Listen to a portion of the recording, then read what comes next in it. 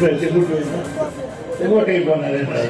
அப்பதான் என்கிட்ட சொன்னாரு, அவர் அதுக்கு போல இவருக்கு வாழ்ந்தாரே போனாரு. அவருக்கு வாழ் சசிகலா சேர்க்கிறது போயிருக்காரு. ஒவ்வொரு அழைத்தார். ஆக இனி இவங்களை பிடிச்சி நொண்டி குண்டி கூடு கூடு இதுகளை சேர்த்து எங்களை எதிர்க்க பார்க்கறீங்க. ஆனா அவற்றையெல்லாம் நாங்க சமாளிக்கிறது தயாராக இருக்கிறோம். செங்கோட்டைக்கு போனாரு.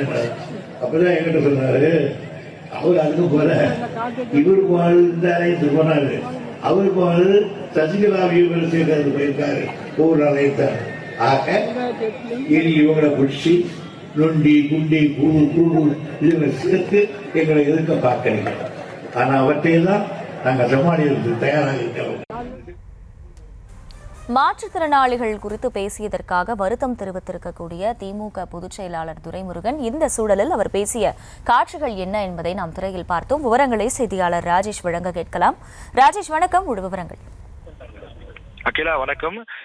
திமுகவினுடைய பொதுச் செயலாளர் துரைமுருகன் ஒரு தன்னிலை விளக்கம் ஒன்றை கொடுத்திருக்கின்றார். அந்த தன்னிலை விளக்கத்தை பொறுத்தவரையிலே இயற்கையிலேயே உடலில் ஏற்பட்ட குறைபாடு உடையவர்களை அறுவருக்கும் பெயர் கொண்டு அவர்களை அழைத்து வந்ததை முத்தமிழறிஞர் கலைஞர் அவர்கள் கருணை உள்ளத்தோடு மாற்றுத்திறனாளிகள் என்று பெயரிட்டு அழைத்தார் என்றும் அதையே நாங்கள் பின்பற்றி வருகிறோம் என்றும் துரைமுருகன் தன்னிலை விளக்க அந்த செய்தி குறிப்பிலே குறிப்பிட்டிருக்கிறார்.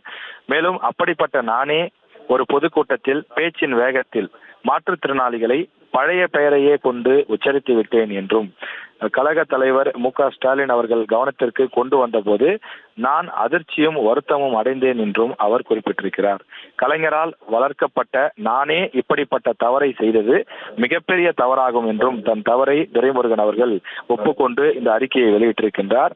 மாற்றுத்திறனாளிகள் உள்ளம் புண்பட்டிருக்கும் என்றும் அதற்காக என்னுடைய வருத்தத்தை பதிவு செய்து கொள்கிறேன் என்றும் அவர் குறிப்பிட்டிருக்கின்றார்.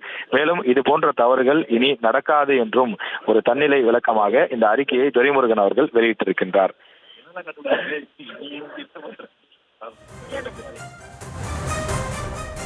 விவரங்களுக்கு நன்றி ராஜேஷ்.